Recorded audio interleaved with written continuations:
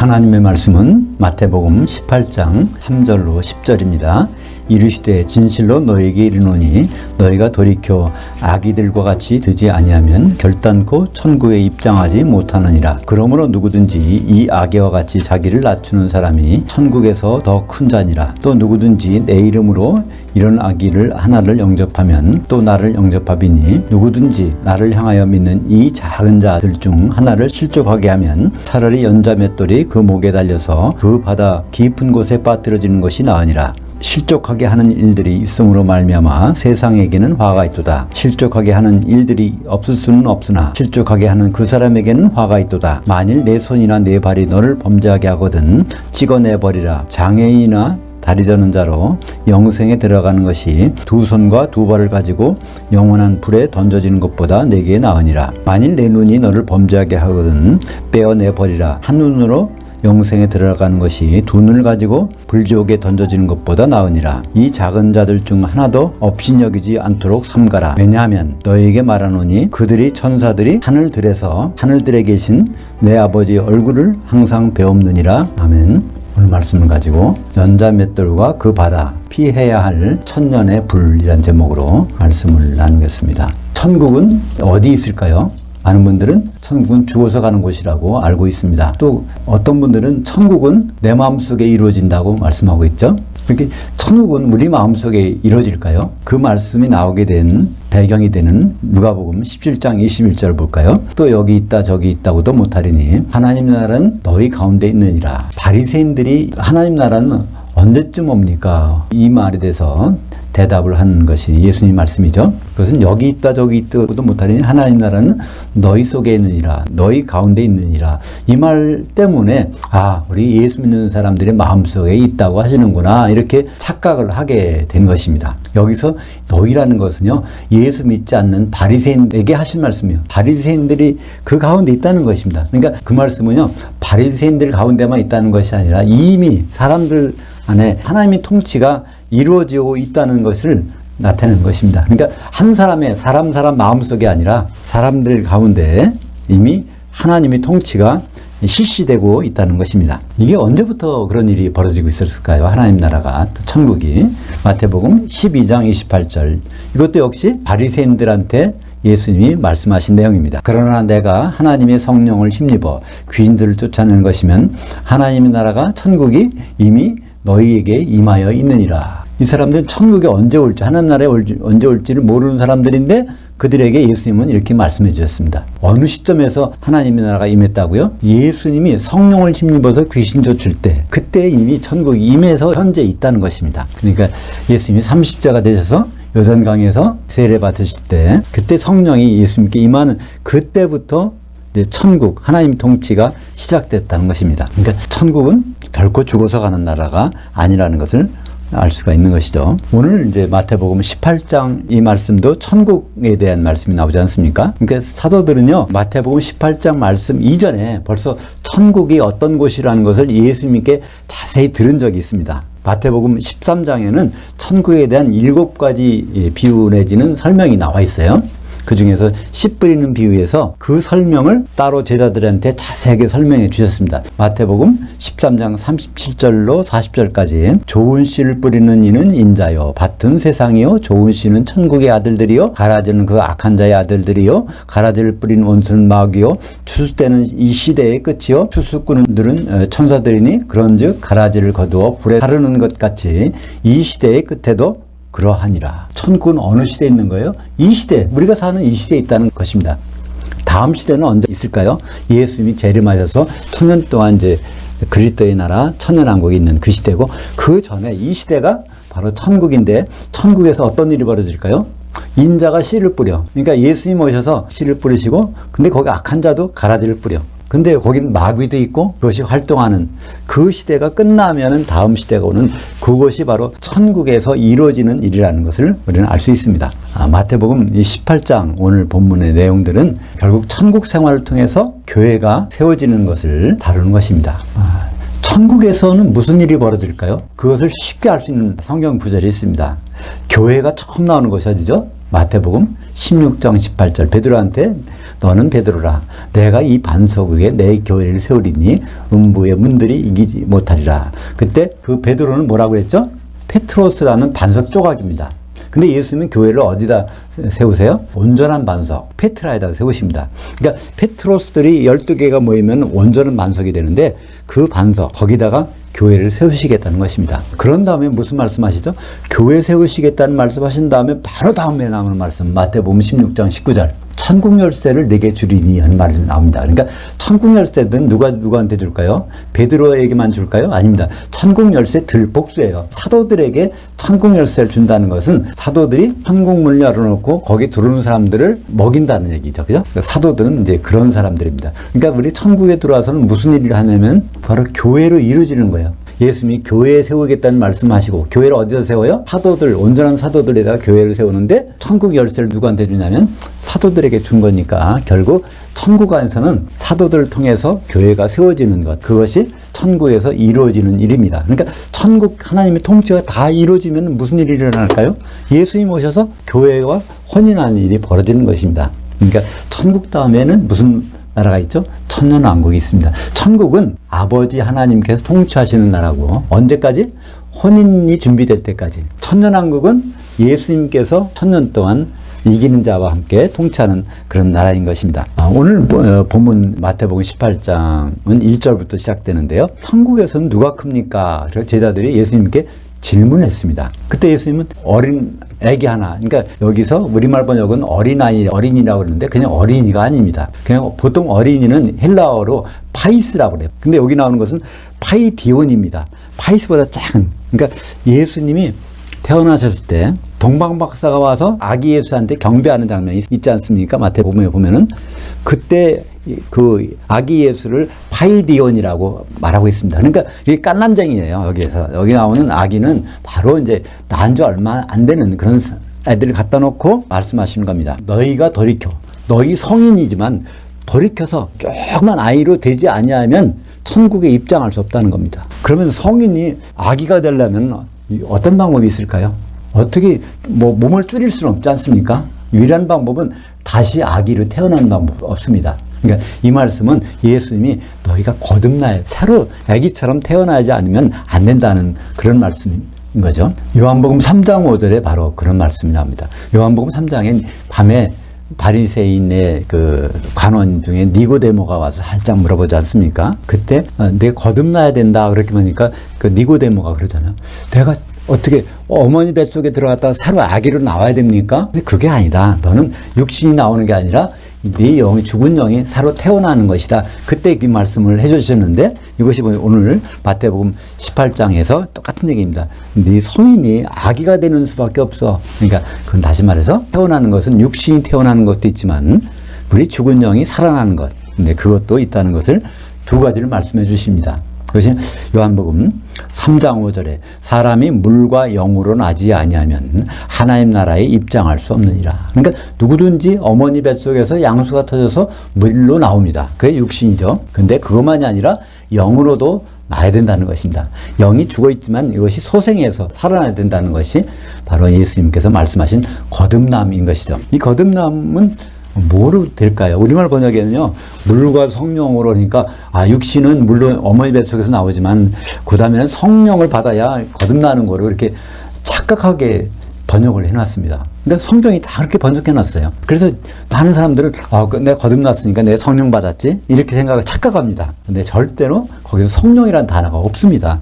인간의 영이라는 단어예요. 사람의 영이 이제 죽어 있지만, 아담의 범죄 이후로 죽어서 태어나지만, 이제 이게 살아나야 된다는 것을 말하고 있는 것입니다. 그래서 요한복음 3장 6절에 보면 그 말씀이 있죠. 육으로 난 것은 육이요 영으로 난 것은 영이니.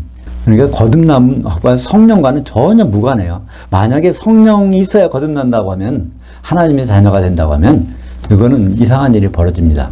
왜 예수님은 성령을 주시려고 가세요? 거듭난 사람들이 있는데 성령의 용도는 다른 데 있습니다. 성령은 하나 되게 해서 혼인하려고 교회 때문에 성령을 주시는 것입니다. 사도행전 1장 5절에 보면 예수님이 요한은 물로 세례를 베풀었으나 너희는 몇 날이 못되어 성령으로 세례를 받으리라 하셨느니라. 정확히 말하면 요한은 물로 잠기게 했지만 너희들은 몇 날이 못되어 성령으로 잠겨지게 되리라. 이 말씀입니다. 한 사람 한 사람 세워놓고 성령 세례를 주는 일은 없습니다. 성령 그것은 예식이 아닙니다. 의식이 아니에요. 세례는 의식이 아니라 상태입니다. 상태예요. 잠겨있는 상태. 그러니까 우리가 성령에 잠겨있는 상태가 돼야 된다는 것을 예수님이 말씀하셨습니다. 왜냐하면 거듭나면 뭐가 됩니까? 하나님의 자녀가 되는 거예요. 그죠? 주님이 오시면 무슨 일이 벌어져요. 왜냐하면 신랑은 혼자인데 신부가 돼야 되는데 하나님 자녀들은 수없이 많지 않습니까? 어떻게 수없이 많은 사람들이 한 몸물로 한 아내가 될 수 있을까? 유일한 방법은요, 성령밖에 없어요. 그러니까 예수님이 반드시 가셔야 되는 이유가 있습니다. 그죠? 예수님은 결혼하고 싶은데 그냥 예수님이 계셔서는 결혼이 안 돼. 한 신부가 될 수 없으니까. 그래서 예수님은 가셔서 성령을 보내주셔서 그 오순절날 처음으로 교회가 시작된 날입니다. 떡두개로, 그죠? 사도들의 떡과 성도들의 떡으로 시작돼서 결국은 신부가 될 때 예수님이 오셔서 혼인하실 것입니다. 우리는 성령은 절대로 거듭나게 하시는 분이 아니라 성령이 하시는 일은 에베소서 4장 3절에 정확히 나와 있습니다. 평안에 매는 줄로 성령의 뭐가 되게 하시는 거예요? 하나 되게 하시는 것을 너희는 힘써 지키라. 헬라어로는요, 하나란 말이 헤이스입니다. 하나 되는 것은 헤노테스. 그러니까 헤이스의 명사형이 헤노테스입니다. 성령이 헤노테스 되게 하는 것을 힘써 지키라는 겁니다. 왜냐하면 한 신부가 되어야 되니까. 교회에서 하나가 되는 일에 가장 장애가 되는 것이 무엇일까요? 전도하지 않아서, 선교하지 않아서, 사람들이 모이지 않아서? 그게 아닙니다. 오늘 말씀에 바로 교회가 하나 되는 것이 가장 장애물은 성도들끼리 누가 실족시키는 일이 있다는 겁니다. 그런 하나가 되지 못하는 것을 예수님은 오늘 실족하는 단어로 말씀하고 있습니다. 실족하다. 스칸달론 하면 실족, 스칸달리조 하면 실족시키다라는 것인데, 여기 말해서 영어에 어떤 단어가 나왔죠? 스캔들이라는 말이 나왔습니다. 스캔들이라는 말이 원래 실족시킨다는 거예요. 이 스칸달리조라는 것은 한 몸을 이루지 못하게 하는 것, 형제간은 서로 사랑을 못하는 것, 미워하는 것, 그런 것이 바로 교회를 이루지 못하게 한다는 것이죠. 마태복음 16장 8절 보면 누구든지 나를 향하여 믿는 이 작은 자들 중 하나를 실족하게 하면 차라리 연자 맷돌이 그 목에 달려서 그 바다 깊은 곳에 빠뜨려지는 것이 나으니라. 오늘 본문에 보면 재밌어요. 마태복음 18장 3절에 보면 악이라는 말이 나옵니다. 4절에 보면 이 악이, 5절에 보면 이런 악이, 그 다음에 6절에 보면 나를 향하여 믿는 이 작은 자. 이게 다 같은 얘기예요. 그러니까 그냥 믿는 것이 아니라 나를 향하여 믿는 거. 예수님의 최종 모습까지 이렇게 바라보고 믿는 걸 말하고 있는 거고요. 이 작은 자라는 뜻은 아주 그냥 미세먼지만 작은 겁니다. 우리 그 먼지도 미세먼지가 있잖아요. 그때 미크론이라는 단어를 씁니다. 이게 바로 미크로스라는 단어예요.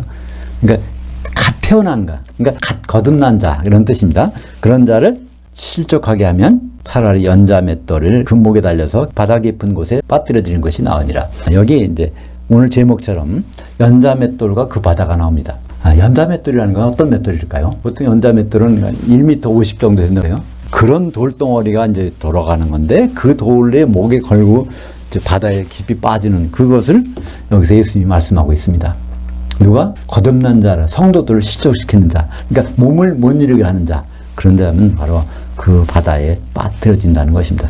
여기 정관사가 붙었어요. 그냥 바다가 아니라 그 바다라는 겁니다. 그럼 그 바다가 어떤 바다일까요? 계시록에 바로 그 바다가 있습니다. 마태복음의 이 말씀도 예수님이 하신 말씀이에요.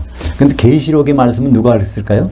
그것도 예수님이 자기 천사를 보내서 말씀하신 겁니다. 요한계시록 18장 21절. 이에 힘센 천사가 큰 맷돌, 연자 맷돌이겠죠? 큰 맷돌 같은 돌을 들어 그 바다에 던져 이르되 큰 성 바벨론이 이같이 비참하게 던져져 결코 다시 보이지 아니하리로다. 큰 성 바벨론은 음녀교회. 음녀교회라는 것은 어떤 교회죠? 큰 성 바벨론이 고백하는 게 있어요. 요한계시록 18장 7절을 보면 나는 여왕이고 과부가 아니다. 나는 남편이 결코 필요 없다. 이런 고백을 합니다. 그게 바로 마지막 때의 교회의 모습이라는 거예요. 지금 그거 실감이 나지 않습니까?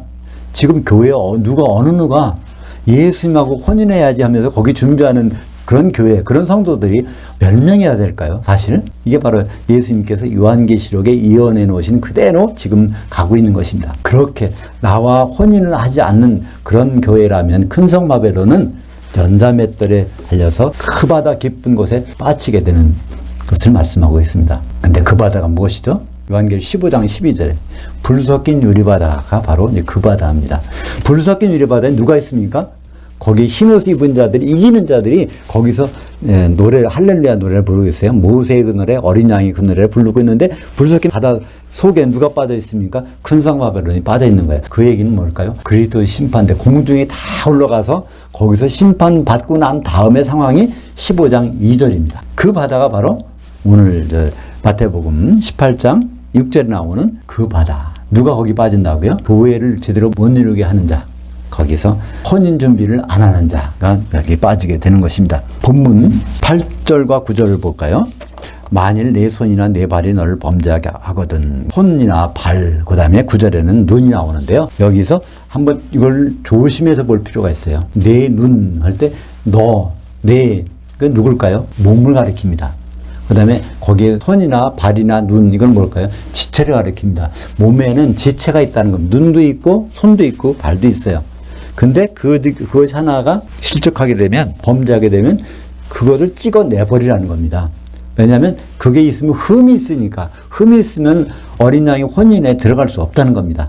그래서 그거를 빼버리고 들어가는 말인데, 이것을 너라는 것을 몸으로 생각하지 않으면 개인으로 생각하면 이걸 도저히 이해할 수 없습니다. 예수님 만나려면 완전히 장애인이 돼야 되나? 손도 없고 발도 없고 뭐도 없고 다 그런 게 될까? 이렇게 헛되이 생각할 수 있습니다. 여기서는 몸을 얘기하고 있습니다. 이 몸이 바로 에베소서나 골로새서, 그 고린도전서에 보면 전부가 교회를 나타내고 있습니다. 교회 공동체를 나타내고 있는 거예요. 그래서 7절에 보면 실족하게 하는 일들이 있음으로 말미암아 세상에 화가 있도다.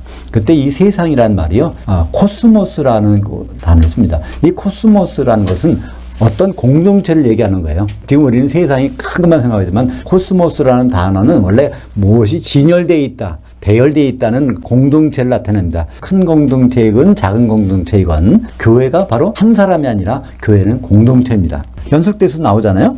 실족하게 하는 일들이 없을 수는 없으나 실족하게 하는 그 사람에게는 화가 있도다. 그러니까 이 공동체에서 실족하게 하는 사람이 나타나면 이게 문제가 생긴다는 것입니다. 그러면서 이제 우리 몸을 가지고 예수님이 설명해 주세요. 그죠?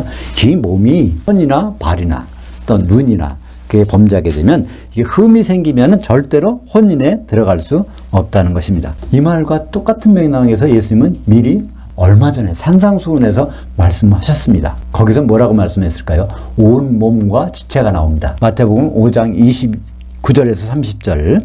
만일 내 오른눈이 너로 실족하게 하거든 빼어내버리라. 내 백체 중 100가지 지체 중 하나가 없어지고 온몸이 지옥에 던져지지 않는 것이 내게 유익하며, 또한 만일 내 오른손이 너로 실족하게 하거든 찍어내버리라. 내 백체 중 하나가 없어지고 온몸이 지옥에 던져지지 않는 것이 유익하니라. 여기서 뭘 할 수 있을까요?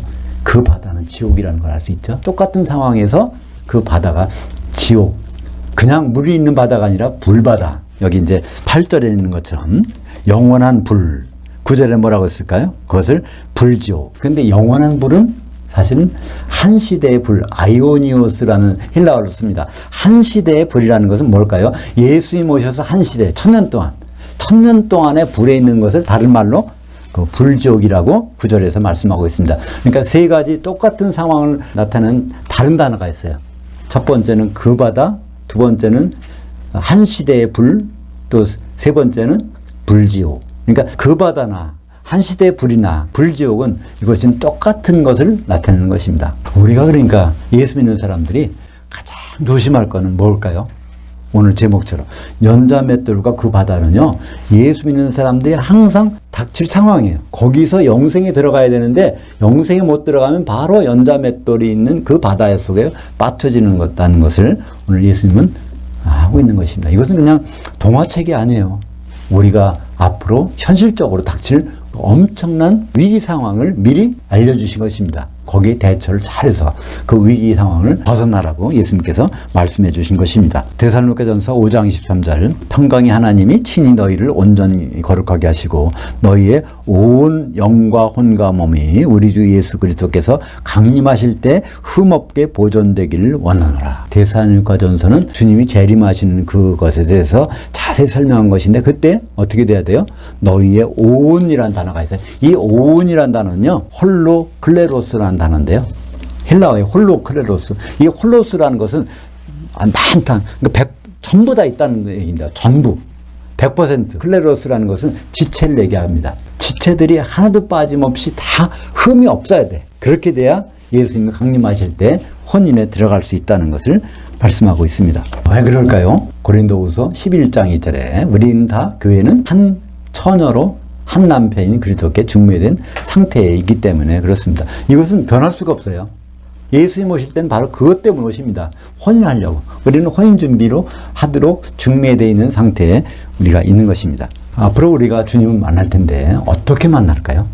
개인적으로는 주님을 만나는 길이 없습니다. 우리가 예수님과 만나는 생생한 장면을 기록한 것이 어디 나오죠? 요한계시록 1장 13절에 있습니다. 7 촛대들 한가운데 인자가 계셔. 근데 그 촛대는 교회라고 그랬습니다. 7개 교회 한가운데 그 주님 계신데 그 각 교회마다 에베소, 서머나, 버가모, 사데, 두아디라, 빌라델피아, 라게도니아 예수님을 삥 둘러서 7교회가 있는 거예요. 그러면 교회에서 어떻게 만날까요? 예수님 각 교회를 7개 교회를 두드리셔. 근데 그 예수님의 음성을 알아들으면 그때 그 음성 알아듣는 자와 만찬을 같이 하시겠다는 말씀이 어디 있죠? 요한계시록 3장 20절에 있습니다. 볼지어다 내가 문 밖에서 교회 문 밖에서 두드릴 텐데 앞으로 그럴 텐데 누구든지 내 음성을 알아듣고 문을 열면 내가 그에게로 들어가 그와 더불어 만찬을 먹고 그는 나와 더불어 만찬을 먹으리라. 혼인 만찬 먹는다는 것은 바로 혼인잔치의 신부로 들어갈 수 있다는 얘기입니다. 그죠? 요한복음 10장 27절에 내 양이라면 내 음성을 알아듣는다고 그랬습니다. 그러니까 사도들의 꼴, 예수님은 우리에게 꼴을 주실 때요, 사도를 통해서 주십니다. 그죠? 오병이의 이적에서 반드시 예수님은 직접 주시잖아요. 12 사도들을 통해서 12광주리를 나눠서 주시는데 남는 것도 12광주리를 담는다는 얘기는 사도들을 통해서 주시겠다는 얘기입니다. 사도들을 통해서 말씀을 주시겠다는 얘기예요. 그러니까 사도들이 말씀을 잘 먹으면 뭐가 될까요? 장성한 양이 되고 사도들이 말씀을 시원찮게 먹으면 뭐가 되죠? 새끼 염소. 마태복음 25장 31절부터 46절까지 양과 염소의 비유는 바로 그 꼴을 먹는 얘기입니다. 여기 있는 사도들 중에 가장 작은 자 한 자에게 한 것이 바로 내 꼴을 먹은 사람이고 여기 있는 사도들에게 현찮게 한 것은 나를 배척한 자라는 것을 예수님이 마지막 때 하시겠다는 얘기입니다. 그게 바로 요한계시록 3장 20절. 볼지어다 내가 교회 문 밖에서 너를 두드릴 텐데 누구든지 내 음성을 알아듣고 내 양이라면 내 꼴을 먹고 사도들이 꼴을 먹었다면 내가 그에게로 들어가 그와 더불어 먹고 그는 나와 더불어 먹으리라. 만찬을. 그러니까 성도들은 무슨 일을 해야 될까요? 주님을 만나기 위해서. 열천의 비유가 바로 거기 딱 들어맞는 비유가 아니겠습니까? 기름이 소멸되지 않아야 됩니다. 그죠? 기름이 소멸되면 만찬에 못 들어갑니다. 마태복음 25장 10절에 신랑이 오므로 기름이 준비되었던 자들은 혼인 만찬에 들어가고 문은 닫힌지라. 기름이 소멸된 사람들은 내가 너희를 못 넣어서 어두운 데다가 지옥에다가 던져지는 것을 우리는 볼 수 있습니다. 우리는 이러한 하나님의 통치, 천국에서 하나님의 통치를 받는 그 상황을 그냥 헛되이 암송할 때가 많이 있어요. 주기도문은 한마디로 이 천국에서 하나님의 통치를 내가 받고 싶습니다. 그런 기도입니다. 근데 그런 하나님의 통치를 하나님의 통치 목적도 모르고 그걸 암송한다면 그게 무슨 기도가 되겠습니까? 바로 주기도문은 하나님 아버지께서 통치하시는 그것을 적극적으로 환영하고 기다리는 그런 기도입니다. 마태복음 6장 9절부터 10절까지 보겠습니다. 하늘들에 계신 우리 아버지요. 아버지는 어디 계실까요? 하늘들에 계세요. 그죠? 하늘들에 계신 우리 아버지요. 아버지 이름이 거룩히 여김을 받으시오며. 아버지 이름은 뭘까요? 여호와. 여호와는 반드시 되게 하신다는 분. 혼인을 반드시 이루신다는 분은 그런 의미죠. 아버지의 통치가 임하시오며. 아버지의 통치가 임해서 결국은 통치가 끝났을 때 요한계시록 19장 6절부터 9절까지 뭐가 나오죠? 어린 양의 혼인이 이루어지는 게 나옵니다. 근데 그 아버지의 통치 좀 이루어달라고 하는 기도가 뭐죠? 주기도문 기도라는 것입니다. 주기도문을 암송하면서 어린 양의 혼인에 대해서 기억을 안고 있다? 그러면 그 아무 의미 없이 내뱉는 말이 되는 것입니다. 그리고 셋째 안에서 이루어진 것 같이 아버지 뜻이 땅에서도 이루어지다. 땅은 바로 교회를 말씀하고 있는 것입니다. 마태복음 5장 5절에 뭐라고 되어 있습니까? 온유한 자는 땅을 기업으로 받으리니. 그러니까 상속물, 바로 이 모든 것이 없어도 끝까지 남는 그 땅이 바로 교회인 것이죠. 그러니까 주기도문을 하면서 이런 생각을 해보셨습니까? 하나님 아버지는 대체 어떻게 통치하시나? 예수님도 여기 안 계신데. 예수님이 계신가요, 여기? 성령을 보내시기 위해서 셋째 하늘로 가셨어요. 그분은 앞으로 오실 거야. 그러니까 그분이 여기 안 계시니까 우리는 기다리지 않습니까? 근데 성령님은 어디서 계실까요? 내 마음속에? 아니요. 성령님은 근본적으로 교회 가운데 계십니다. 그 사람이 교회 안에 들어와 있다면 성령님은 느끼지만 그 교회 밖에 나가는 순간에 성령님은 그 사람 속에 있을 수가 없어요. 그렇다면 각 개인, 구원받은 한 사람 한 사람들은 하나님 아버지께서 어떻게 역사하실까? 우리는 많이 그걸 성령으로 착각합니다. 그러나 구원받은 한 사람 한 사람들을 역사하시는 방법이 있습니다. 히브리서 1장 14절. 모든 천사들은 섬기는 영들로서 구원받을 상속자들을 위하여 섬기라고 보내심이 아니냐. 그러니까 영의 구원을 받았지만 혼의 구원까지 가야 되는데 혼의 구원을 받길 상속자를 위해서 누굴 보냈다고요? 천사들. 그럼 하나님이 천사들을 보내주셨으면 하는 일이 있어야 될 거 아닙니까? 그냥 가만히 놀고 먹을까요? 아닙니다. 그 말씀이 바로 오늘 마태복음 18장 10절에 오늘 교회에 대한 말씀하시면서 결론 부분에다가 말씀하고 계십니다. 마태복음 18장 10절 볼까요? 이 작은 자들 중 하나, 이게 거듭난 자, 갓 태어난 자, 성도들이죠. 이 작은 자들 중 하나도 업신여기지 않도록 주의하라. 여기 주의하라는 말씀이 현재형 명령이에요. 예수님 오실 때까지 끝까지 성도들을 그러니까 잘 존중해야 된다는 말이에요. 왜냐하면 너희에게 말하노니 그들의 천사들이 하늘들에 계신 내 아버지 얼굴을 항상 배우느니라. 천사가 셋째 하늘에 올라갔다 내려갔다 할 필요 없다는 거야. 천사가 어디서? 여기에서 우리가 있는 하늘들에서 활동하는데 거기에 누가 계시니까? 아버지가 계시니까. 그러니까 아버지를 계속 만난다는 얘기는 우리를 구원받은 자를 도와주는 자인데 아버지를 계속 만나고 있어. 그래서 무슨 일일까? 대체 우리도 모르는 사이에 우리가 기도도 하고 또 하나님께 찬양하고 감사하고 그때마다 이게 보내주신 천사가 우리를 돕고 있다는 사실을 깨닫게 되는 것입니다. 그러니까 분명히 이걸 하늘이 아니라 하늘들에 계신 우리 아버지 얼굴을 항상, 그러니까 가끔 가다가 아니라 항상 배옵느니라. 왜 이런 일을 할까요? 아버지께서 통치하시는 내용이 그렇다는 것입니다. 계속 천사들을 통해서 통치하시는데 그 일이 바로 천사들과 만나갖고 계속 서로 주고받고 하는 얘기. 그 가운데 우리가 변화돼서 마지막 단계에 가서는 하나님의 통치의 완성, 어린 양의 혼인까지 이루어가는 것입니다. 지금 우리들은 하늘에서 통치하시는 아버지께서 통치하시는 천국에 살고 있습니다. 공중에 가서 그분을 만날 때 그 바다 1000년 동안 있을 불에 들어가지 않으려면 영생에 들어가려면 우리는 기름진비 이것만큼은 반드시 해야 되는 것이죠. 기름진비는 어떻게 할 수 있을까요? 나 혼자 못합니다. 성령이 계신 거에 있어야 되니까. 마태복음 18장 20절에 보면 무슨 말씀이 돼 있죠? 왜냐하면 두세 사람이 내 이름을 향하여 함께 모여진 곳에는 나도 그들 중에 있느니라. 바로 나도 성령으로 교회 가운데 있느니라 그 말씀입니다. 그 얘기가 아니라 복수입니다. 성도 두세 사람이 적어도 있으면 거기에 성령이 계시겠다는 거예요. 그런 환경을 우리가 만들게 되면 우리에게는 기름이 충만하게 될 것입니다.